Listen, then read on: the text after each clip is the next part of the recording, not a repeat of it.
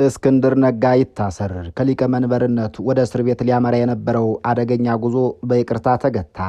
ትላንት አብረውት አርበኛ ብሎ የሰየሙት የትግል ጓዶቹ ዛሬ በገዛ ድርጅቱ ስብሰባ ላይ አንድ አስደንጋጭ ትዕዛዝ አስተላለፉ። እስክንድር ነጋ ይታሰር። ታሪክ ራሷን እየደገመች ነው። በ1966 አብዮት ደርግን የመሰረተውና ፈር የቀደደው ሻለቃ አጥናፉ አባተ በመጨረሻም በፈጠረው ድርጅትና ምክትል የባለው ሰው እንደተበላው ሁሉ ዛሬም በፋኖ ጫካዎች ውስጥ ተመሳሳይ የሴራ ሽታ እየነፈሰ ነው። እስክንድር ቄሳርን ሊወጋ ሲነሳ ራሱን ለሞት አሳልፎ የሰጠውን ብሩህ ተስን ሆኗል። የአማራ ፋኖ ብሔራዊ ንቅናቄ ፖሊቲ ቢሮ ጥር 13 ቀን 2018 ዓ.ም ባደረገው ስብሰባ ዓለምን ያስደነገጠ ውሳኔ አሳለፈ። እስክንድር ነጋ ከሊቀ መንበርነት ወርዷል። መስራችነቱም አብቅቷል። እሱ ዛሬ ተራ አባል ብቻ ነው። ነገር ግን ጥያቄው ለምን የሚለው ነው። የትህትና ጥግ ነው ወይስ ከስራት ለማምለጥ የተደረገ የመጨረሻው የሽንፈት ይቅርታም? ተንታኞች እንደሚሉት እስክንድር የተጠለፈው በገዛ ሴራው ነው። ዘመነ ካሴን ለመበቀልና ስልጣኑን ለመቀማት የሸረበው ድር ዞሮ ራሱን አነቀው። አንዳንድ የአፋብን አመራሮች ይታሰር ብለው ሲቆጡ እስክንድር ፊት አንድ ምርጫ ብቻ ቀረ። ኩራትን ይዞ ወደ ወህኒ መውረድ ወይስ ተንበርክኮ ይቅርታ ጠይቆ ተራ አባል ሆኖ መኖር? በእርግጥ እስክንድር ህልውናውን መረጠ። ያ ዓለም ያደነቀው ጋዜጠኛ ዛሬ በቃል ይቅርታ ጠይቆ ከስራ አምልጧል። ግን ይህ መትረፍ ነው ወይስ በፖለቲካ ቋንቋ ፖለቲካዊ ሞት? ከአቶ ልደቱ አያሌው ቀጥሎ ይህንን የመሰለ አስደንጋጭ የፖለቲካ ውድቀት የገጠመው ሰው የለም ይባላል። እንደ ጁዋን ጓይዶ በዓለም አቀፍ ሚዲያ እንደ ጉም ተነፍቶ በመጨረሻ ግን ሀገር ውስጥ መሰረት አጥቶ እንደ ጭስ መትነን። እስክንድር ኢትዮጵያዊነትንና አማራነትን ሊያቆላልፍ ሲሞክር ሁለቱም እጁ ላይ ተበጣጠሱም። ቤተሰቦቹ በአሜሪካ ድሎት ውስጥ እያሉ እሱ በኢትዮጵያ ፖለቲካ ጭቃ ውስጥ ተዘፍቆ መቅረቱ ለብዙዎች ልብ ይሰብራል። ግን ፖለቲካ ለስሜት ቦታ የላትም። እስክንድር ነጋ አሁን ዝም ብሏል። ነገር ግን ዝምታው ከንግግሩ በላይ ይጮሃል። ይህ ዝምታ የአንድ ዘመን ማብቂያ ነው ወይስ የአንድ አዲስ ሚስጥራዊ ምዕራፍ መጀመሪያም? ዛሬ በዚህ ልዩ ዘገባችን ከአፋብን ፖሊት ቢሮ የወጣውን ሚስጥራዊ ሰነድ፣ የእስክንድርን አሳዛኝ መጨረሻና የኢትዮጵያን ፖለቲካ አዲስ አቅጣጫ በጥልቅ እንመረምራለን። የተከበራችሁ የበራ ቲቪ ቤተሰቦች አብራችሁን ቆዩም። በኢትዮጵያ ፖለቲካ ውስጥ ብዙ አስደንጋጭ ክስተቶች አይተናል። ነገር ግን የገዛ መስራቹና መሪው ይታሰር ብሎ የወሰነው የድርጅት አባልና ያ መሪ ተንበርክኮ ይቅርታ ጠይቆ ከስራት ያመለጠበት አጋጣሚ ብርቅ ነው። አቶ እስክንድር ነጋ ያ በዓለም አቀፍ መድረክ ስሙ የናኘው ጋዜጠኛ ዛሬ በታሪኩ ለመጀመሪያ ጊዜ ለሕይወቱና ለነጻነቱ ሲል በገዛ ጓደኞቹ ፊት ይቅርታ ተማጽኗል። የአማራ ፋኖ ብሔራዊ ንቅናቄ ሁለተኛ መደበኛ ስብሰባውን እየተካሄደው በከባድ ውጥረት ውስጥ ሆኖ ነበር። በመጀመሪያ ስብሰባው ላይ እስክንድር ነጋ ይታሰር የሚል የግራ መጋባትና የቁጣ ጥያቄ በአመራር አባላቱ ዘንድ መነሳቱ ተሰምቷል። እስክንድር የሰራው ስህተት ተራ አልነበረም። የድርጅቱን ሚስጥር በሚዲያ መበተኑ፣ የአመራሩን ለጥቃት ማጋለጡና የፈጠረው የሚዲያ ዘመቻ ድርጅቱን እስከ ማናጋትና አመራሩን እስከ ማደናገር አድርሶ ነበር። ልክ እንደ ሻለቃ አጥናፉ አባተ በደርግ መጀመሪያ ዘመን እንደነበረው ሁኔታ እስክንድርም በፈጠረው ድርጅት ሊበላ ጥቂት ቀርቶት ነበር። ነገር ግን እስክንድር አንድ ምርጫ ነበረው፣ ኩራት ወይስ ህልውናም? እሱ ህልውናውን መርጧል። ያ ትምህርቱን በአሜሪካ የተማረው ያ በጽናት የሚታወቀው ሰው ዛሬ ራሱን ዝቅ አድርጎ የሰራውን ስህተት አምኖ በቃል ይቅርታ ጠይቋል። ይህ ይቅርታ ከእስር ቤት አትርፎታል። ነገር ግን ዋጋ አስከፍሎታል። እስክንድር ዛሬ ተራ አባል ነው። ከትዕዛዝ ሰጭነት ወደ ትዕዛዝ ተቀባይነት ወርዷል። ዛሬ ጥር 14 ቀን 2018 ዓ.ም በኢትዮጵያ ፖለቲካ ውስጥ ትልቅ ስፍራ ያለው የአማራ ፋኖ ብሔራዊ ንቅናቄ ፖሊት ቢሮ ታሪክ የማይረሳቸውን ውሳኔዎች አሳልፏል። ከአዲስ አበባ ቃሊቲ እስከ ጎጃም ጫካዎች በጽናት የቆመው እስክንድር ነጋ ዛሬ ከያዘው የመሪነት ወንበር በግልጽ ወርዶ ተራ አባል ለመሆን የወሰነው ውሳኔ ተቀባይነት አግኝቷል።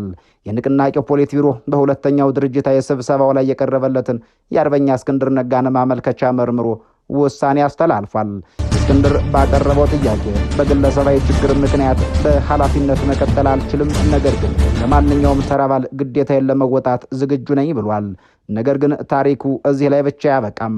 ማመልከቻው ለፖሊት ቢሮ ሳይደርስ በሚዲያ በኩል ይፋ መደረጉ የድርጅቱን አሰራር የጣሰ ነበር። እስክንድርም ይህንን ስህተት አምኖ ጊዜውም ያልጠበቀ መሆኑን ተረድቶ በቃል ይቅርታ ጠይቋል። ፖሊት ቢሮው በድርጊቱ ማዘኑን ባይደብቅም የሰውየውን የቆየ መስዋዕትነትና ፍላጎት ከግምት ውስጥ በማስገባት ማመልከቻውን ተቀብሎታል። ያ ፔን ኢንተርናሽናል ያጨበጨበለት፣ ያ በአሜሪካ ምሁር ሆኖ ሀገሩን የመረጠው ሰው ዛሬ ተራ አባል ሆኖ በትግል አጋሮቹ ስር ለመመራት ወስኗል። ይህ ውሳኔ በኢትዮጵያ ፖለቲካ ውስጥ ብርቅ ነው። ስልጣን እንደማጣበቂያ በወንበር ላይ በሚጣበቅበት በዚህ ዘመን እስክንድር ራሴን ዝቅ አድርጌ ለትግሉ ሰላም ልስጥ ማለቱ ዜናውን ልዩ አድርጎታል። ታሪክ አንዳንዴም ጨካኝ ናት። ለዓመታት የገነባችውን ስም በአንድ ጀንበር ታፈርሳለች። ለብዙዎች የነጻነት ተምሳሌት፣ ለሌሎች ደግሞ የማይበገረው ብዕረኛ ተብሎ የሚታወቀው ሰው እስክንድር ነጋ ዛሬ ከቆመበት የዝና ማማ ላይ ተንሸራቶ ወርዷል። በገዛ ፈቃዱ በጠየቀው ይቅርታና ከስልጣንም መውረድ ለብዙዎቹ የፖለቲካ ትህትና ሳይሆን የፖለቲካ ሞት ሆኖ ተቆጥሯል። ያ በልዕለ ኃያሏ ምድር አሜሪካ ተምሮ የዴሞክራሲን ትርጉም በንድፈ ሐሳብ የጨበጠው ሰው ቤተሰቦቹ በሙሉ በአሜሪካ ድሎት ውስጥ እያሉ እሱ ግን በቃሊቲ ቅዝቃዜና በጎጃም ጫካዎች በሸዋ ተራራዎች መካከል የተንከራተተው እስክንድር ዛሬ ተራ አባል ሆኗል። አቶ እስክንድር ነጋ ትልቁ ድክመት ተብሎ የሚነሳው ወጥነት ማጣት ነው። ተቺዎች እንደሚሉት እስክንድር ድርጅት መመስረትና ማፍረስን እንደ መርካቶ ሱቅ መክፈትና መዝጋት የሚቀናው ነው። ባልደራስን መስርቶ ጥሎ ወጣም፣ ፋኖን አደራጅቶም ዛሬም ተራ አባል ሆነ። በዓለም ታሪክ እንደ እስክንድር ያሉ ሮማንቲክ አብዮተኞች በርካቶች ናቸው። ትግሉን ይጀምሩታል፣ መስዋዕትነትን ይከፍሉታል። ነገር ግን ፍሬውን መብላት ቀርቶ ዛፉን ተንከባክቦ ማሳደግ አይችሉም። እንደ ሌቭ ትሮትስኪ በሩሲያ አብዮት መጀመሪያ ላይ የነበረው ሚናና በኋላ እየተጋፋው መገለል አይነት መገለልን የሚገለሏት ፈርቀዳጆች በኢትዮጵያ ፖለቲካ ውስጥ ቁጥራቸው የትየለሌ ነው። በታሪክ የንጉሣዊ ስርዓቱ አብቅቶ የደርግ ወደ ስልጣን ሲመጣ በታሪክ መጀመሪያ ላይ የነበረው የኃይል ሚዛን፣ በኋላ ላይ የተከሰተው የደም መፋሰስ እጅግ አስገራሚና አሳዛኝ ከሚባሉ የታሪክ ምዕራፎች መካከል የሚጠቀሰው ነው። በ1966 ዓ.ም የኢትዮጵያ አብዮት ሲፈነዳ ደርግ ወይም የጦር ኃይሎች የፖሊስና ብሔራዊ ጦር አስተባባሪ ኮሚቴ ሲመሰረት ሻለቃ አጥናፉ አባተ ቁልፍ ሚና ነበራቸው። አጥናፉ በአዲስ አበባ በአራተኛ ክፍለ ጦር ውስጥ ተሰሚነት የነበራቸው መኮንን ነበሩ። ደርግ ገና በጽንሱ ወቅት እንዲደራጅና የንጉሱን ባለስልጣናት በቁጥጥር ስር እንዲውሉ በማድረግ ረገድም ግንባር ቀደም ሻለቃ ነበሩ። ደርግ መጀመሪያ ሲመሰረት አጥናፉ አባተ ሊቀመንበር ሆኖም ተመርጦ ነበር። በኋላ ግን ለታዋቂነት ሲባል ወይም በወቅቱ የሴራ ፖለቲካ ምክንያት ሌላ ሰው እንዲፈለግ ተደርጎ መንግስቱ ኃይለ ማርያም ወደፊት መጣም። መንግስቱ ኃይለ ማርያም የሸዋ ሰው፣ ሻለቃ አጥናፉ አባተ ደግሞ የጎጃም ሰው ናቸው። መንግስቱ ኃይለ ማርያም ከሐረር ከ3ኛ ክፍለ ጦር ተወክሎ ነው ወደ አዲስ አበባ እንዲመጣ የተደረገው። እሱ ሲመጣ አጥናፉና ሌሎች መኮንኖች መሰረቱን ጥለውት ነበር።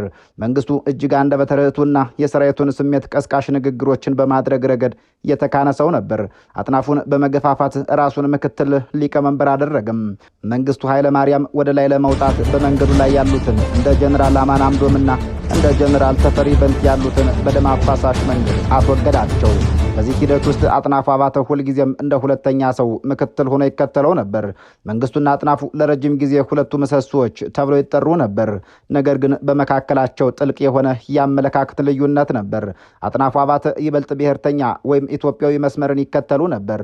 የደርግ አባላት የሶቪየት ህብረትን ኮፒ እናድርግ ሲሉ እሱ ኢትዮጵያ የራሷ የሆነ የፖለቲካ መንገድ ያስፈልጋታል የሚል አቋም ነበረው። አጥናፉ በወቅቱ የነበረውን ያለምንም ፍርድ ሰዎችን የመግደልና የቀይ ሽብርን የማወጅ ተግባር ላይ ጥርጣሬ ነበረው። ይህም በመንግስቱ አይን እንደ አድሃሪ እንዲታይ ያደረገው። በመጨረሻም የመንግስቱ ኃይለ ማርያም የስልጣን ጥማት አጥናፉን የመጨረሻው ሰለባ አደረገው። አጥናፉ አባተ በደርግ ስብሰባ ላይ አብዮቱ እየባከነ ነው፣ ደም መፋሰስ ይብቃ የሚል አስተያየት ሰንዝሮ ነበር። ይህ ለመንግስቱ ኃይለ ማርያም ትልቅ አጋጣሚ ሆነለት። መንግስቱ አጥናፉን የሲአይኤ ቅጥረኛ ወይም ጸረ አብዮትና የንጉሣዊ ስርዓት ናፋቂ በሚሉ ክሶች ከሰሰው። በዚህ ስብሰባ ማጠቃለያ ላይ አጥናፉ አባተ በቁጥጥር ስር ውሎ ወዲያውኑ እንዲገደል ተደረገም። ስልጣኑን ብቻ ሳይሆን ሕይወቱንም ነጠቀው። እንዲህ ያለው የመጠፋፋት የመጠላለፍ ታሪክ ዛሬም ያበቃ አይመስልም። እንዲያም ቢሆን ለምሳ ከጀሉን ቁርስ አደረግናቸው እንዲል መንግስቱ ኃይለ ማርያም እስክንድር እየጀመረውን መጨረስ የማይችል በስሜት የሚነዳ እንቆቅልሽ ሰው ሆኖ ቀርቷል ማለት ይቻላል። እስክንድር ነጋ ፈርሞ ተወያይተው ተስማምተው አላገለግልህም ወዳሉት አዲስ ድርጅት ውሳኔ ስንመለስ በፖለቲካ ተንታኞች ዘንድ አንድ መራራ ሐቅ ይነገራል። እስክንድር የአማራን ትግል ለመምራት ሳይሆን የተወሰኑ ግለሰቦችን በተለይም ዘመነ ካሴን ለመበቀልና ስልጣንን ለመቀማት ሲል የሸረበው ሴራ ራሱን መልሶ ጠልፎታል ይላሉ። አፋብን የሰጠውን ስልጣን አልፈልግም ማለቱ የትህትና ሳይሆን በድርጅቱ ውስጥ በፈጠረው ክፍፍልና በደረሰበት የሚዲያ ዘመቻ መፈረካከሱን ማመላከቻ ነው ይሉታል። ልክ እንደ ዊሊያም ሼክስፒር ጁልየስ ቄሳር ድራማ እስክንድር ቄሳርን ለመውጋት ሲሞክር ራሱን ለሞት አሳልፎ የሰጠው ብሩተስን ሆኗል ይላሉ።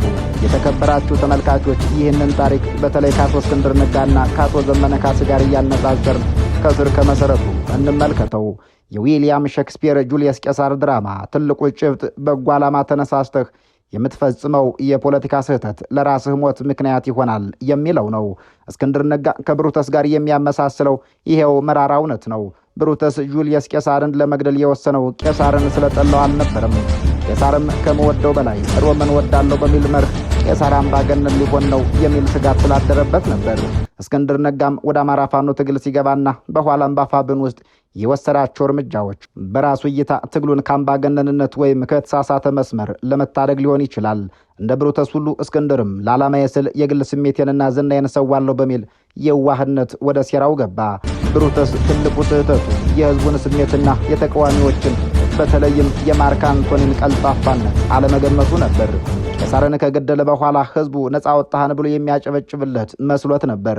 ነገር ግን ማርክ አንቶኒ በንግግር ብቃቱ ህዝቡን በብሩተስ ላይ አነሳሳበት። እስክንድርም በድርጅቱ አመራር ላይ የወሰደው አቋም ህዝባዊ ድጋፍ የሚያገኝ መስሎት ሊሆን ይችላል። ነገር ግን እንደ ማርክ አንቶኒ ብርቱ የሆኑ የሚዲያ ዘመቻዎችና የዘመነ ካሴ ደጋፊዎች ባልጠበቀው ሁኔታ ክፉኛ መቱት። ብሩተስ የሮምን ሰላም ፍለጋ ቄሳርን ወቅቶ ሮምን ወደ የእርስ በርስ ጦርነት እንደከተታት ሁሉ እስክንድርም ትግሉን ላስተካክል ሲል ትግሉን ለከፋ የሚዲያ ጥቃትና ለውስጥ መከፋፈል አጋለጠው። ብሩተስ በመጨረሻ ሽንፈቱን ሲረዳ በጠላት እጅ ከመውደቁ ይልቅ የገዛ ሰይፉ ላይ ወድቆ ሕይወቱን አጠፋ። ይህ ክቡር መውደቅ ሊባል ይችላል። እስክንድር ነጋ የጠበቀው ይቅርታ ወደ ተራባልነት መውረዱ በፖለቲካ ቋንቋ የገዛ ሰይፉ ላይ እንደ መውደቅ የሚቆጠር ነው። ያን ሁሉ ክብርና ሽልማት ያካበተው ሰው፣ ያን ሁሉ መስዋዕትነት የከፈለ ሰው ዛሬ በገዛ ድርጅቱ ውስጥ ይቅርታ ጠያቂና ተራባል መሆኑ ፖለቲካዊ ህልውናውን ራሱ እንዲያበቃ ማድረጉን የሚያመላክት ነው። ይህ ታሪክ የተፈጸመው ከዛሬ 2068 ዓመታት በፊት ነው። ዊሊያም ሼክስፒር ይህንን ታሪክ ወደ ድራማ የቀየረው ግን ከብዙ ዘመናት በኋላ እንደ ፈረንጆች አቆጣጠር በ1599 ዓመተ ምህረት ወይም በ16ኛው መቶ ክፍለ ዘመን ነበር። ምንም እንኳን ታሪኩ ጥንታዊ ቢሆንም በውስጡ የያዘው የክህደት፣ የፖለቲካ ሴራ፣ የጓደኝነትና የሞራል ውድቀት ጭብጥ እስከ ዛሬ ድረስ ለዘመኑ ፖለቲከኞች በተለይም እንደ አቶ እስክንድር ነጋ ላሉት እንደ ማነጻጸሪያነት እያገለገለ ይገኛል። አሁን የጊዜ አውታሮችን ቀይሰን ወደኛው ዘመን እንመለስ። ዓለም መቼም ከስህተት፣ ከሴራ፣ ከሞትና ከውድቀት የምትማር አይደለችም። አቶ እስክንድር ነጋ እንዲያ ያለውን ውሳኔ የወሰንኩት ለአማራው ጥቅም ስል ነው የሚል መታበይ ያለበት ምክንያት አስቀምጠዋል። እንዲያም ቢሆን ግለሰቡ ከሚዲያ ጫጫታና ሰለባነት የተረፈ አይመስልም። በኢትዮጵያ ፖለቲካ ውስጥ ፖለቲካዊ ሞት የሚባል ጽንሰ ሐሳብ ይገኛል። እንዲህ ያለው ፖለቲካዊ ጽንሰ ሐሳብ አገልግሎት ላይ የሚውለው ግለሰቡ ምንም በአካል ቢኖርም ንግግሩ፣ ውሳኔውና መገኘቱ በህዝቡ ዘንድ ዋጋ ያጣ ጊዜ ነው። በ1997 ዓ.ም ልደቱ አያሌው የኢትዮጵያ ፖለቲካ ኮከብ ነበር። ነገር ግን በአንድ የተሳሳተ ውሳኔ ዛሬ ድረስ ማገገም ያልቻለውን ፖለቲካዊ ሞት ሞተ። ዛሬ ታሪክ ራሷን እየደከመች ይመስላል። እስክንድር ነጋ ከልደቱ አያሌው ቀጥሎ የዚህ መራራ ዕጣ ፈንታ ሰለባ ሆኗል።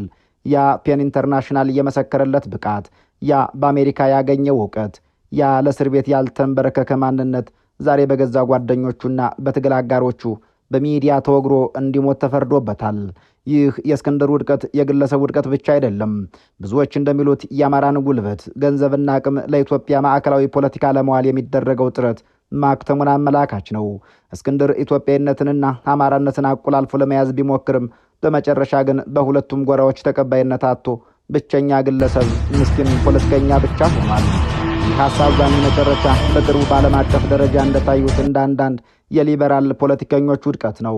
ለምሳሌም በላቲን አሜሪካ የታዩት ጁዋን ጓይዶን አይነት ፖለቲከኞች በዓለም አቀፍ ሚዲያ የተወሰኑ ትልቅ ተስፋ የተጣለባቸው ነገር ግን በሀገር ውስጥ መሰረት አጥተው እንደ ጉም የጠፉ እንዲህ ያሉ ፖለቲከኞች ዛሬም በምድራችን ይገኛሉ። እስክንድር ነጋ ዛሬ ተራባል ነው። ከሊቀመንበርነት ወርዶ ከመስራችነት ተገሎ የድርጅቱን ትዕዛዝ የሚጠብቅ ተራ ሰው ነው። ይህ ለዓመታት ለታገለም ብዙ እስርና መከራ ላየው ሰው የሚገባው ፍጻሜ ነው ወይስ የራሱ ድርጊት የወለደው ውጤት? ቤተሰቡ በአሜሪካ ሰላማዊ አየር ሲተነፍሱ እሱ በኢትዮጵያ ፖለቲካ ጭቃ ውስጥ ተዘፍቆ መቅረቱ ለብዙዎች በእርግጥ ልብ የሚሰብር ነው። ነገር ግን ፖለቲካ ስሜት አታውቅም። ፖለቲካ የምትቀበለው ውጤትን ብቻ ነው። እስክንድር ነጋ በኢትዮጵያ የታሪክ መጽሐፍ ውስጥ እንደ ትልቅ ጋዜጠኛ ሊመዘገብ ቢችልም እንደ ፖለቲከኛ ግን ተስፋ ተጥሎበት የከሸፈ ወይም ፈረንጆች እንደሚሉት የትራጂክ ሄሮ ሆኖ ሊቀመጥ ይችላል። እስክንድር ነጋ አሁን ዝም ብሏል። ነገር ግን ዝምታው ከንግግሩ በላይ ይጮሃል። ይህ ዝምታ የአንድ ዘመን ማብቂያ ነው ወይስ ለሌላ አዲስ ምዕራፍ መጀመሪያ? ለጊዜው ግን የኢትዮጵያ ፖለቲካ ሌላ ሰለባዋ አግኝታለች። የተከበራችሁ ተመልካቾች ለአሁኑ በዚህ እናበቃለን። በሌላ ስንድት እስክንገናኝ በያላችሁበት ሰናይ ጊዜ እንመኛለን።